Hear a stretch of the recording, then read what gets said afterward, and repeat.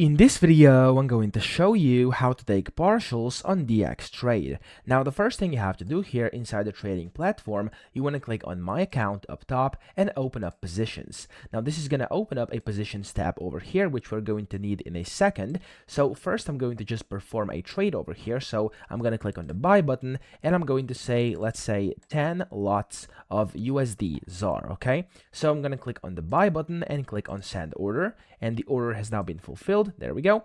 And then you want to see it here under positions. You can now see my open position. If you want to take partials, or of course partially close it, right click it, click on close position, and then here you can basically select the amount of lots you want to close. So of course, if you want to close the entire position, you have to choose the amount of lots that you actually have. But for me, if I want to take partials, I can just close, for example, half of that. As you can see, 0.05 out of 0.1. Okay, I'm going to click on close position, and there we go. I've just basically taken partial profits, or a partial. So that's how you do it. I hope this video helped you out. If it did, please subscribe to the channel and help me out as well.